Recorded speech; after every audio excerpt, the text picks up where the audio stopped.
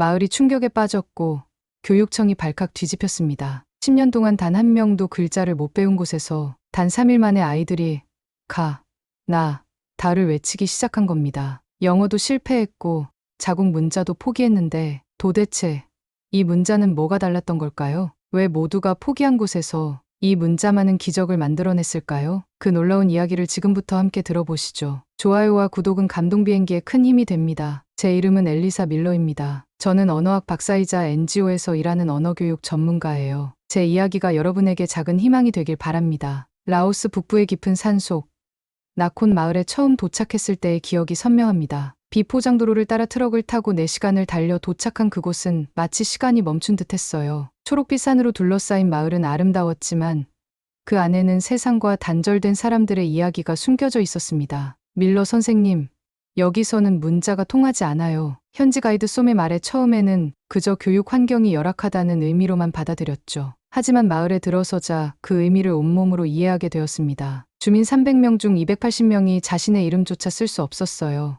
아이들은 학교에 다니지만 글을 읽고 쓰는 법을 배우지 못했습니다. 그저 선생님의 말을 듣고 따라하는 것만 반복하고 있었어요. 이름이 뭐니?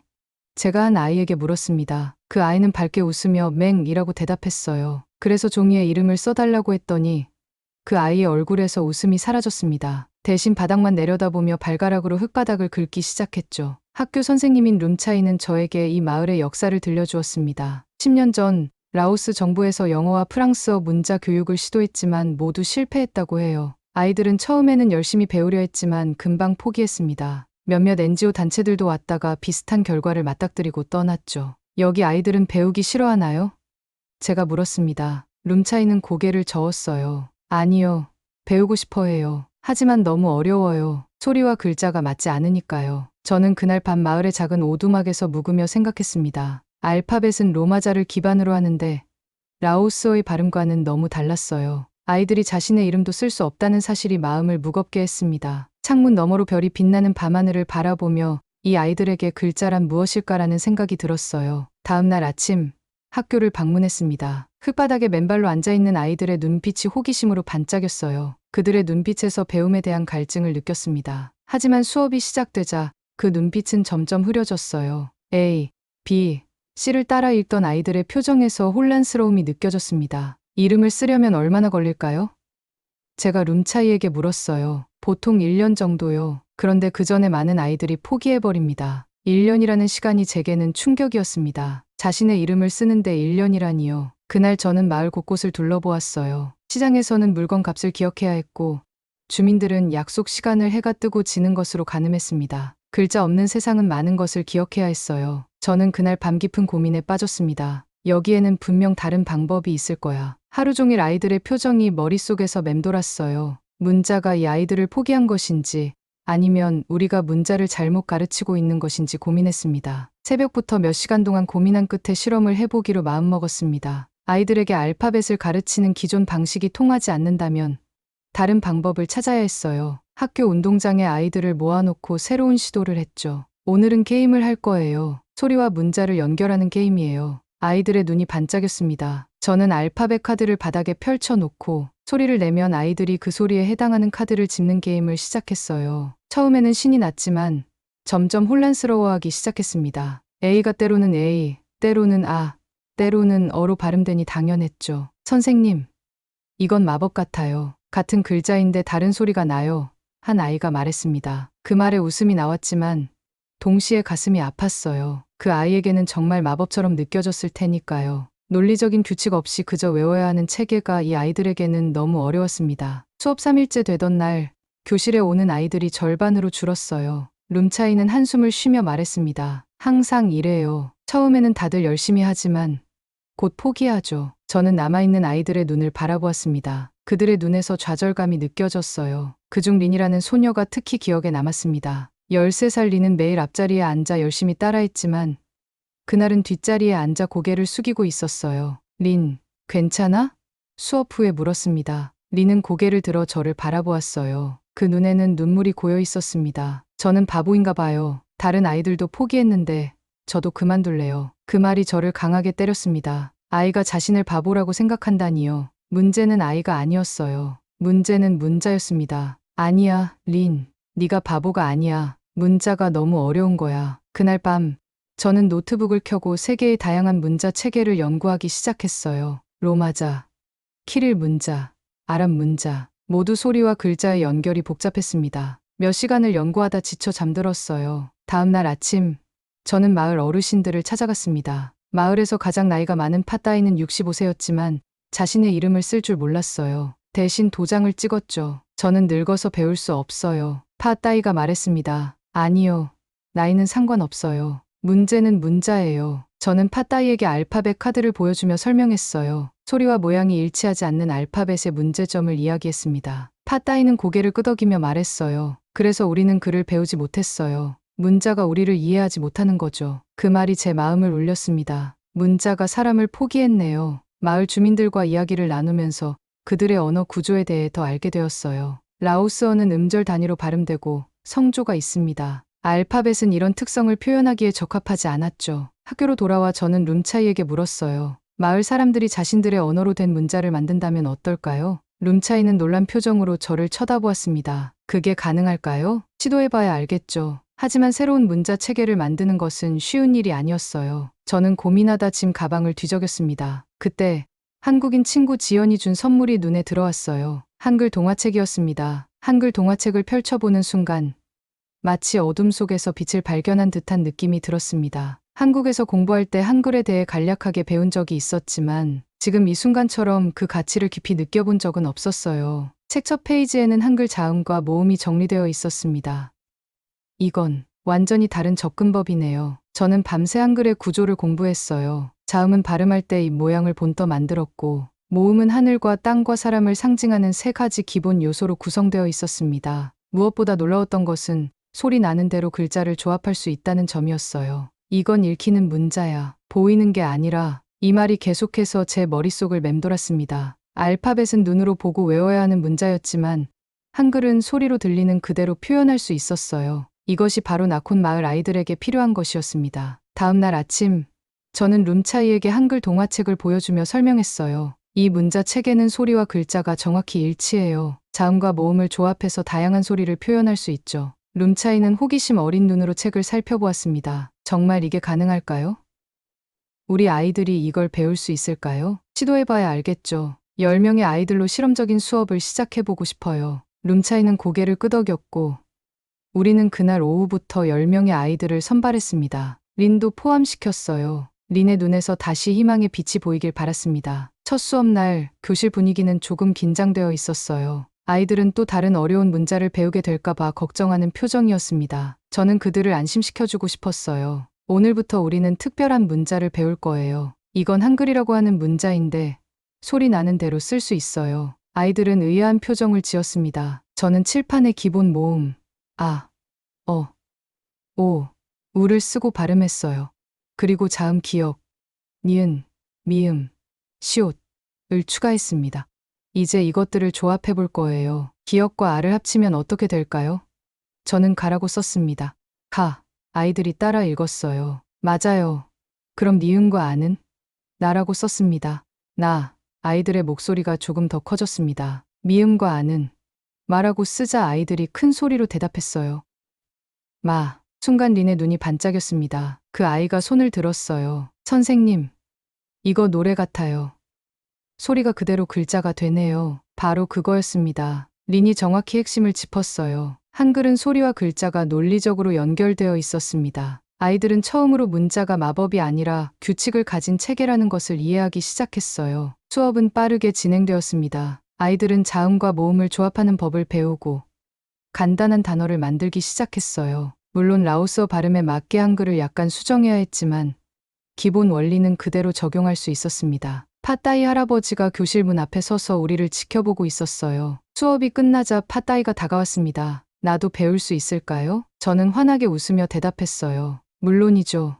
내일부터 어른 수업도 시작할게요. 처음에는 10명이었던 수업이 이틀 만에 30명으로 늘어났습니다. 소문이 빠르게 퍼졌어요. 아이들이 글자를 배우고 있다는 소식이 마을 전체에 전해진 거죠. 세 번째 수업날, 정말 놀라운 일이 일어났습니다. 린이 자신의 이름을 한글로 썼어요. 린이라고요. 그 아이의 얼굴에 환한 미소가 번졌습니다. 그것도 단 3일 만에요. 알파벳으로는 1년이 걸릴 일을 3일 만에 해낸 겁니다. 제 이름이에요. 제가 직접 썼어요. 리는 자신의 이름을 쓴 종이를 들고 뛰어다녔습니다. 그 모습을 보며 저도 모르게 눈물이 났어요. 이것이 바로 문자의 힘이었습니다. 자신의 이름을 쓸 수 있다는 것. 그것은 단순한 기술 이상의 의미를 가졌어요. 자기 존재를 확인하는 행위였습니다. 그날 밤, 저는 일기를 쓰며 생각했어요. 한글은 정말 특별한 문자다. 이성적이면서도 직관적이고 배우기 쉬우면서도 정확하다. 세종대왕은 정말 대단한 분이셨구나. 한글과의 만남은 나콘 마을과 제 인생의 새로운 장을 열었습니다. 이제 우리 앞에는 무한한 가능성이 펼쳐져 있었어요. 한글 수업이 시작된 지 3일째 되던 날, 예상치 못한 일이 일어났습니다. 아침 일찍 학교에 도착했는데 아이들이 이미 교실 앞에서 기다리고 있었어요. 그것도 전날보다 더 많은 아이들이요.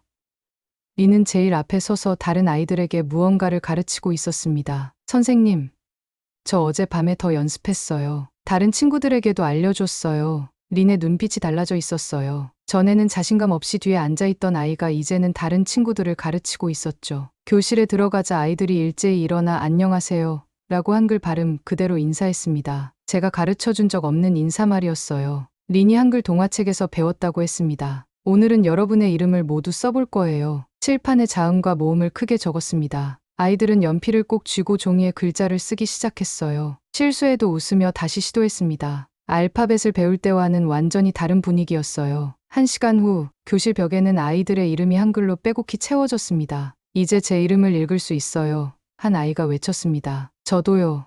또 다른 아이가 손을 번쩍 들었어요. 룸차이 선생님은 놀란 표정으로 저를 바라보았습니다. 믿을 수 없어요. 이 아이들이 글자를 배우는 걸 포기했다고 생각했는데. 점심시간, 마을 사람들이 학교 앞에 모여들기 시작했어요. 아이들이 집에 가서 자신이 이름을 쓰는 법을 배웠다고 자랑했던 겁니다. 부모님들은 믿기지 않는다는 표정이었어요. 정말 제 아이가 글을 배우고 있나요?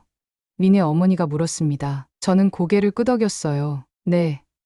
린은 정말 열심히 배우고 있어요. 이미 자기 이름도 쓸 수 있고 간단한 단어도 읽을 수 있답니다. 그날 오후 수업에는 아이들의 부모님들도 몇 명 참관했습니다. 저는 아이들에게 숫자를 한글로 어떻게 쓰는지 가르쳤어요. 하나, 둘, 셋. 한국어 숫자를 라오스어 발음으로 바꿔서요. 아이들은 노래하듯 따라 읽었습니다. 수업이 끝날 무렵 린이 앞으로 나왔어요. 손에는 작은 종이가 들려 있었습니다. 선생님, 제가 처음으로 쓴 문장이에요. 린이 내민 종이에는 한글로 나는 엄마를 사랑해요 라고 쓰여 있었습니다. 물론 라오스어 발음을 한글로 표기한 것이었죠. 저는 린의 어머니에게 그 문장을 번역해 주었어요. 린의 어머니는 그 자리에서 눈물을 흘렸습니다. 그리고 린을 꼭 안아주었어요. 일주일 전만 해도 린은 학교에 가기 싫어했어요. 글을 배울 수 없다고 생각했거든요. 이제 제 딸이 저에게 편지를 쓴 거예요. 처음으로요. 그 말에 교실 안 모두가 조용해졌습니다. 저도 목이 메었어요. 글자 하나가 사람의 삶을 이렇게 바꿀 수 있다니.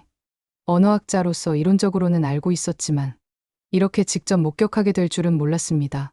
일주일이 지나자 아이들은 간단한 문장을 읽고 쓸 수 있게 되었어요. 오히려 제가 가르치는 속도를 따라오지 못할 정도였습니다. 린과 몇몇 아이들은 한글 동화책의 내용을 라오스어로 번역하는 연습을 하기 시작했어요. 마을 전체가 변하기 시작했습니다. 아이들이 학교에 자발적으로 모이기 시작했어요. 학교에 오지 않던 아이들도 한글 수업이 있다는 소식을 듣고 하나둘씩 나타났습니다. 한 달 전만 해도 절반 이상이 결석하던 교실이 이제는 꽉 찼어요. 파따이 할아버지도 매일 뒷자리에 앉아 열심히 공부했습니다. 65세의 나이에 처음으로 글을 배우는 모습이 감동적이었어요. 손이 떨렸지만 포기하지 않고 연필을 쥐고 글자를 쓰셨습니다. 내 인생에서 이렇게 새로운 것을 배울 수 있을 줄 몰랐어요. 파따이가 말했죠. 한글 수업은 매일 새로운 기적을 만들어냈습니다. 아이들은 글자를 배우는 것을 넘어 세상을 새롭게 바라보기 시작했어요. 이제 그들에게 문자는 더 이상 넘을 수 없는 벽이 아니었습니다. 배움의 기쁨을 알게 된 아이들의 눈빛은 날이 갈수록 밝아졌어요.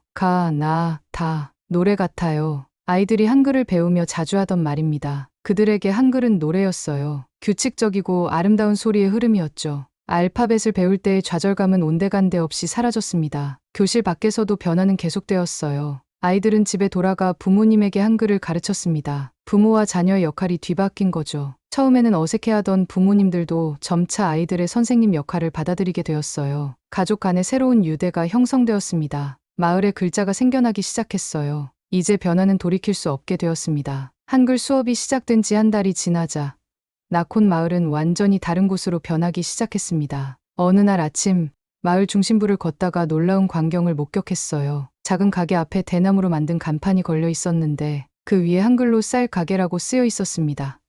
물론 라오스어 발음을 한글로 표기한 것이었죠. 이건 누가 만든 거예요? 가게 주인에게 물었어요. 그는 자랑스럽게 웃으며 대답했습니다. 제 아들이요. 학교에서 배워온 글자로 만들었어요. 이제 우리 가게에도 이름이 생겼죠. 마을을 더 돌아보니 여기저기에 한글 표지판이 생겨나고 있었습니다. 물 길어오는 곳, 모임 장소, 과일 파는 곳. 글자가 없던 마을에 이제는 글자가 가득했어요. 마을 사람들은 한글을 나콘 글자라고 부르기 시작했습니다. 그들에게는 이제 자신만의 문자가 생긴 셈이었죠. 마을 회관에 들어서자 더 놀라운 장면이 펼쳐졌어요. 파따이 할아버지가 마을 주민 명부에 서명을 하고 있었습니다. 평생 도장만 찍던 그분이 처음으로 자필 서명을 하는 순간이었어요. 떨리는 손으로 천천히 파따이라고 써내려갔습니다. 주변에 모인 사람들이 숨을 죽이고 지켜보았어요. 서명을 마치자 마을 사람들이 일제히 박수를 쳤습니다. 65년을 살면서 처음으로 내 이름을 썼어. 파따이의 눈에는 자랑스러움이 가득했어요. 이제 나는 문맹이 아니야. 그 말에 저도 눈물이 났습니다. 문맹에서 벗어난다는 것은 단순히 기술을 습득하는 것 이상의 의미가 있었어요. 자존감을 회복하는 일이었죠. 파따이는 이제 자신의 이름으로 세상과 소통할 수 있게 된 겁니다. 장날에는 더 큰 변화가 있었어요. 마을 사람들은 예전에는 물건을 사고 팔 때 모두 암기에 의존했습니다. 외상거래도 모두 기억에 의존했죠. 하지만 이제는 달라졌어요. 작은 수첩에 받음과 줌을 한글로 기록하기 시작했습니다. 누가 얼마를 주고받았는지 분명하게 기록할 수 있게 된 거죠. 이제 더 이상 다툼이 없어요. 마을 상인 중 한 명이 말했습니다. 전에는 기억이 달라서 종종 다투곤 했는데 이제는 기록이 있으니까요. 학교에서는 더 놀라운 일들이 벌어지고 있었어요. 아이들은 이제 자신의 생각을 글로 표현하기 시작했습니다. 리는 일기를 쓰기 시작했어요. 매일 한 페이지씩 자신의 하루를 기록했습니다. 때로는 그림도 그려 넣었어요. 선생님, 제 생각이 날아가지 않아요. 린이 어느 날 말했습니다. 전에는 좋은 생각이 들어도 곧 잊어버렸는데 이제는 글로 남길 수 있어요. 마을 사람들 사이에서는 편지 문화가 생겨나기 시작했어요. 멀리 떨어진 가족에게 편지를 보내기 시작했습니다. 한글로 쓴 편지를 읽을 수 있는 사람은 많지 않았지만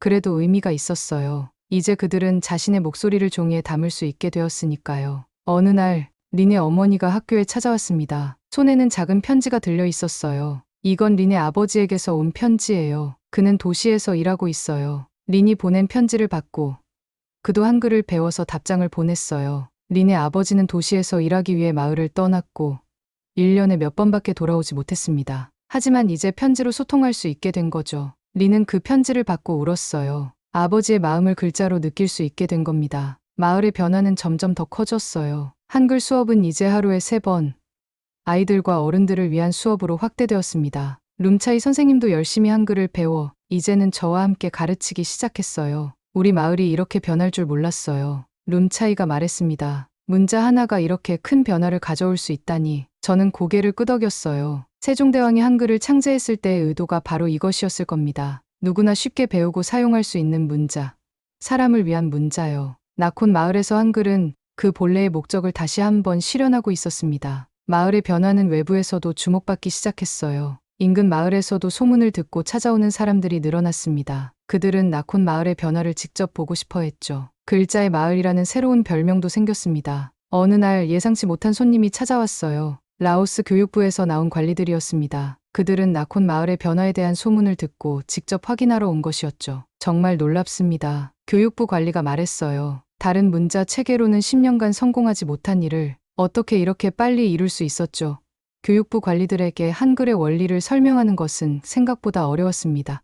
그들은 처음에 의심의 눈초리를 보냈어요. 외국의 문자를 사용한다는 것에 거부감을 느끼는 듯했습니다. 한국 문자를 왜 쓰냐는 의문이 있을 수 있어요. 제가 조심스럽게 말했습니다. 하지만 이건 단지 도구일 뿐이에요. 아이들이 자신의 언어를 표현하는 도구죠. 교실에서 아이들의 수업을 참관한 후 관리들의 표정이 조금씩 변하기 시작했어요. 린이 앞에 나와 한글로 라오스어 시를 읽는 모습, 파따이 할아버지가 자신의 이름을 쓰는 모습을 보며 그들의 의심은 점차 호기심으로 바뀌었습니다. 3달 전만 해도 이 아이들 대부분이 자기 이름도 쓸 줄 몰랐어요. 룸차이 선생님이 설명했습니다. 지금은 일기도 쓰고 편지도 쓰고 시도 읽어요. 관리들은 메모를 하며 계속 질문을 던졌어요. 특히 한글의 구조와 원리에 관심이 많았습니다. 그들도 언어학자들이었기에 한글의 체계적인 설계에 매료된 것 같았어요. 이 성과는 분명 주목할 만합니다. 그들이 떠나기 전에 말했어요. 보고서를 작성해서 교육부에 전달하겠습니다. 그들이 떠난 후 마을에는 긴장감이 돌았습니다. 정부에서 이 프로젝트를 중단시키지 않을까 하는 걱정이 생겼죠. 하지만 그런 걱정은 불필요했어요. 일주일 후 라오스 국영방송에서 기적의 문의 수업이라는 제목으로 나콘 마을의 이야기가 보도되었습니다. 라오스 북부의 작은 마을에서 놀라운 교육 실험이 진행되고 있습니다. 한국의 문자 한글을 활용해 단기간에 문맹률을 크게 낮춘 사례인데요. 방송은 한글로 라오스어를 표기하는 방법과 아이들이 빠르게 문자를 익히는 과정을 자세히 다루었어요. 물론 한국 문자를 사용한다는 점에서 일부 비판적인 시각도 있었지만 효과가 너무 압도적이어서 곧 그런 이슈는 잠잠해졌습니다. 방송 이후 나콘 마을은 갑자기 주목받는 곳이 되었어요. 다른 마을의 선생님들이 한글 교육 방법을 배우러 찾아왔고 언론사들도 취재를 오기 시작했습니다. 심지어 한국 언론에서도 연락이 왔어요. 한글이 라오스의 외딴 마을을 변화시키고 있다는 이야기가 한국에도 알려진 겁니다. 마을 사람들은 갑작스러운 관심에 어리둥절했지만 자랑스러워하기도 했습니다. 리는 인터뷰에서 당당하게 자신의 이야기를 들려주었어요. 전에는 제가 글을 배울 수 없다고 생각했어요. 하지만 한글을 만나고 나서 모든 것이 바뀌었어요. 이제 저는 선생님이 되고 싶어요. 그녀의 말은 많은 사람들에게 감동을 주었습니다. 특히 같은 상황에 있는 다른 마을의 아이들에게요. 그들도 글을 배울 수 있다는 희망을 가지게 된 겁니다. 어느 날 유네스코에서 문해력 조사팀이 방문했습니다. 그들은 나콘 마을의 사례를 자세히 조사하고 싶어 했어요. 문맹률이 급격히 감소한 이유와 과정을 분석하기 위해서였죠. 우리는 전 세계의 문맹 퇴치 프로그램을 연구하고 있어요. 조사팀장이 말했습니다. 나콘 마을의 사례는 매우 특별합니다. 이렇게 짧은 시간에 이런 변화를 이룬 경우는 드물거든요. 조사팀은 일주일 동안 마을에 머물며 수업을 참관하고 주민들을 인터뷰했어요. 그들은 특히 한글의 구조적 특성에 관심이 많았습니다. 한글은 발음 기관의 모양을 본떠 만든 문자군요. 한 조사원이 감탄했어요. 게다가 논리적인 조합 체계를 갖추고 있어 매우 과학적입니다. 유네스코 조사팀은 떠나기 전에 마을 사람들과 함께하는 작은 행사를 열었어요. 그 자리에서 그들은 나콘 마을의 성과를 공식적으로 인정했습니다. 나콘 마을은 문해력 향상의 새로운 모델을 제시했습니다. 이 경험은 다른 지역에도 적용될 수 있을 것입니다. 그들의 말에 마을 사람들은 자부심을 느꼈어요. 자신들의 경험이 다른 사람들에게도 도움이 될 수 있다는 사실이 뿌듯했죠. 하지만 모든 반응이 긍정적인 것은 아니었습니다. 일부에서는 자국의 정체성을 약화시킬 수 있다는 우려의 목소리도 있었어요. 공식 문자가 아닌 외국 문자를 사용한다는 점에서 문화적 종속을 걱정하는 의견도 있었습니다. 저는 이런 비판에 대해 항상 같은 대답을 했어요. 한글은 도구일 뿐입니다. 목적은 라오스 사람들이 자신의 언어로 소통할 수 있게 하는 것이에요. 궁극적으로는 라오스의 공식 문자를 더 쉽게 배울 수 있는 징검다리가 될 수 있습니다. 논란 속에서도 프로젝트는 계속되었어요. 그리고 점점 더 많은 증거들이 한글 교육의 효과를 뒷받침했습니다. 특히 놀라운 것은 한글을 배운 아이들이 나중에 라오스 공식 문자를 배울 때도 훨씬 빠르게 습득한다는 점이었어요. 문자의 개념 자체를 이해하게 되니 다른 문자 체계도 더 쉽게 접근할 수 있게 된 겁니다. 외부의 관심이 커지면서 나콘 마을은 점점 더 많은 지원을 받기 시작했어요. 책과 학용품이 기부되었고 새로운 교실도 지어졌습니다. 하지만 가장 큰 변화는 마을 사람들의 마음속에서 일어났어요. 그들은 이제 배움에 대한 두려움을 극복했습니다. 글을 읽고 쓰는 것이 불가능한 일이 아니라는 걸 알게 된 거죠. 유네스코 조사팀이 방문한 지 2달 후, 저는 방콕에서 열리는 국제 문해력 컨퍼런스에 초청받았습니다. 그곳에서 나콘 마을의 사례를 발표하게 된 거예요. 처음에는 제 경험이 전 세계 교육자들에게 의미가 있을까 걱정했지만 용기를 내어 참석하기로 했습니다. 컨퍼런스장에 도착했을 때 이미 많은 사람들이 나콘 마을의 이야기를 알고 있었어요. 발표 전에도 여러 교육 전문가들이 다가와 질문을 했습니다. 발표 시간이 되자 강당은 사람들로 가득 찼어요.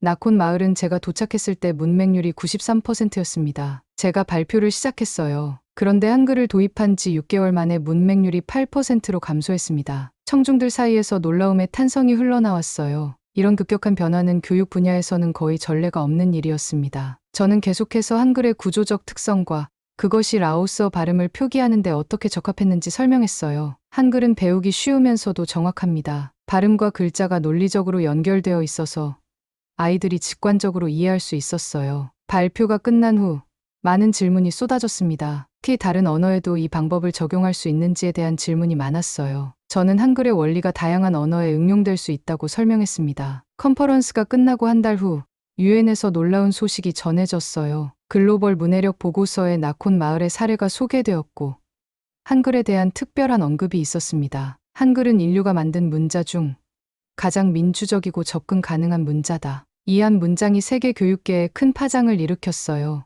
문자 민주주의라는 개념이 학자들 사이에서 논의되기 시작했습니다. 문자가 소수의 특권층만이 아닌 모든 사람이 쉽게 배울 수 있어야 한다는 개념이었죠. 나콘 마을의 성공 사례는 엘리사 프로젝트라는 이름으로 다른 마을에도 확대되기 시작했어요. 라오스 북부의 4개 마을에서 추가로 한글 교육이 시작되었습니다. 각 마을마다 상황과 언어가 조금씩 달랐지만 기본 원리는 같았어요. 한글을 활용해 현지 언어를 표기하는 것이었습니다. 프로젝트가 확대되면서 한국의 교육기관과 NGO들도 관심을 보이기 시작했어요. 한국에서 언어 교육 전문가들이 파견되어 함께 일하게 되었습니다. 그들은 한글의 원리를 더 깊이 이해하고 있었기에 프로그램을 더욱 발전시키는 데 큰 도움이 되었어요. 어느 날 한국에서 온 전문가 중 한 분이 저에게 말했습니다. 밀러 선생님, 세종대왕이 한글을 만든 목적이 바로 이거였어요. 누구나 쉽게 배울 수 있는 문자요. 세종대왕이 이 프로젝트를 보셨다면 정말 기뻐하셨을 거예요. 그 말에 깊이 공감했습니다. 한글은 정말 특별한 문자였어요. 창제 당시의 목적이 500년이 지난 지금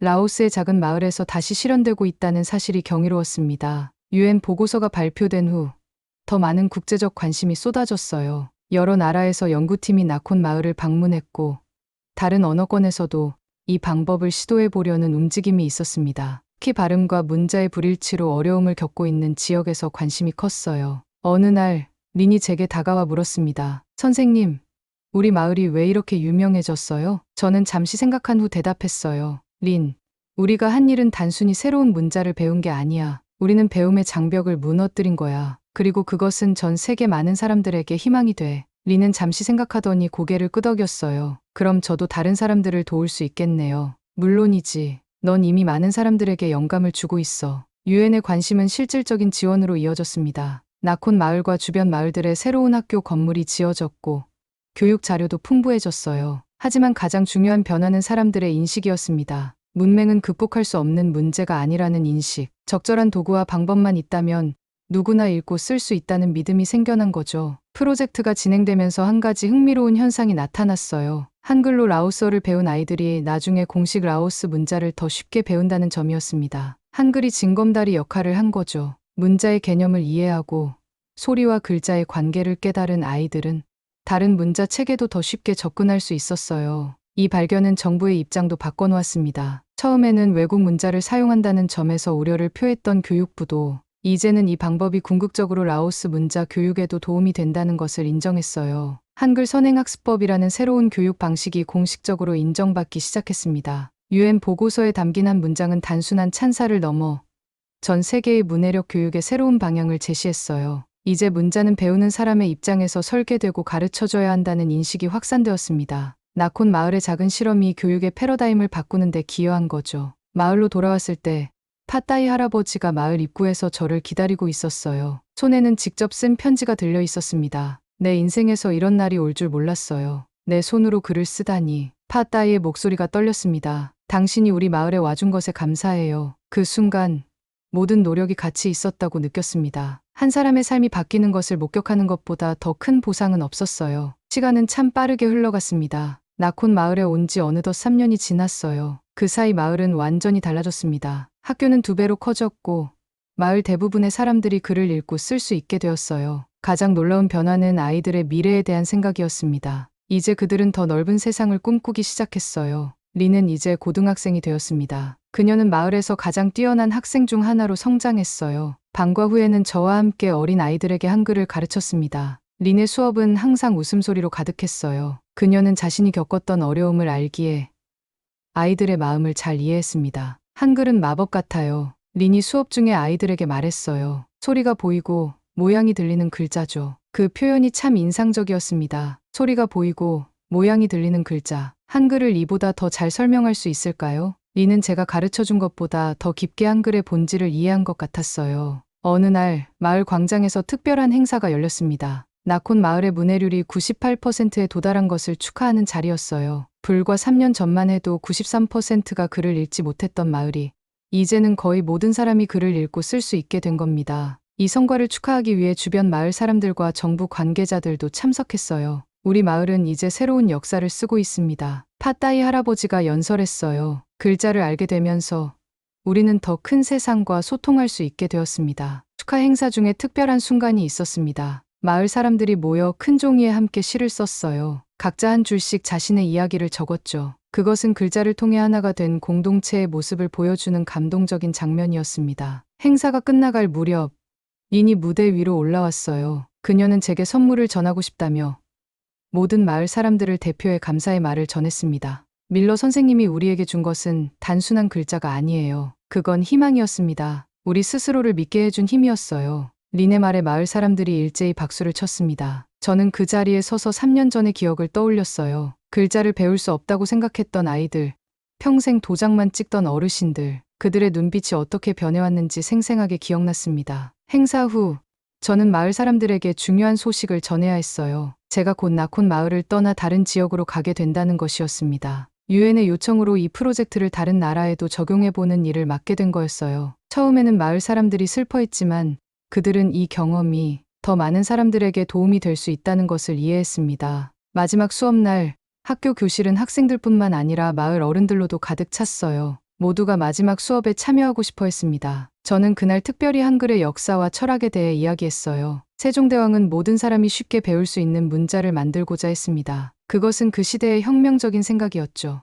문자가 특권층만의 것이 아니라 모든 사람을 위한 것이어야 한다는 생각이요. 수업이 끝나고 린이 다가와 물었습니다. 선생님, 한글이 특별한 이유가 뭐예요? 잠시 생각한 후 대답했어요. 한글은 사람을 가르치는 문자가 아니라 사람을 이해하는 문자야. 배우는 사람의 입장에서 설계된 문자지. 그래서 우리 마음에 더 쉽게 다가올 수 있는 거야. 린은 잠시 생각하더니 고개를 끄덕였습니다. 저도 그런 선생님이 되고 싶어요. 사람을 이해하는 선생님이요. 떠나기 전날 밤, 마을 사람들이 작은 파티를 열어주었어요. 우리는 함께 노래하고 춤추며 지난 3년의 여정을 축하했습니다. 파따이 할아버지는 자신이 쓴 시를 낭독했고 아이들은 한글로 쓴 노래를 불렀어요. 그 순간 느낀 감정은 말로 표현하기 어려웠습니다. 마지막으로 린이 저에게 다가와 작은 노트를 건넸어요. 그 안에는 린이 3년 동안 쓴 일기가 담겨 있었습니다. 첫 페이지에는 서툰 글씨로 나는 엄마를 사랑해요라고 쓰여 있었고 마지막 페이지에는 유창한 글씨체로 저는 이제 제 이야기를 세상과 나눌 수 있어요라고 적혀 있었습니다. 떠나는 날 마을 전체가 나와 배웅해 주었어요. 마지막 인사를 나누며 저는 마을 사람들에게 말했습니다. 이건 한국의 선물이지만 이제 이 마을의 이야기입니다. 여러분이 만들어낸 변화는 계속될 거예요. 트럭에 올라 마을을 떠나면서 뒤돌아보니 린이 한글 선생님으로서 아이들을 가르치고 있는 모습이 보였습니다. 그녀의 손짓, 표정, 아이들을 대하는 태도에서 진정한 교육자의 모습을 발견했어요. 자신이 배운 것을 다른 이들에게 나누는 모습이 아름다웠습니다. 창문 밖으로 점점 멀어지는 마을을 바라보며 생각했어요. 언어학자로서 제가 할 수 있는 가장 보람된 일은 사람들이 자신의 목소리를 찾도록 돕는 것이었습니다. 나콘 마을 사람들은 이제 자신만의 이야기를 쓸 수 있게 되었어요. 그들의 이야기는 계속되고 또 다른 이야기를 만들어낼 것입니다. 트럭이 언덕을 넘어가는 순간 마지막으로 본 것은 마을 입구에 한글로 쓰여진 간판이었어요. 나콘 마을에 오신 것을 환영합니다.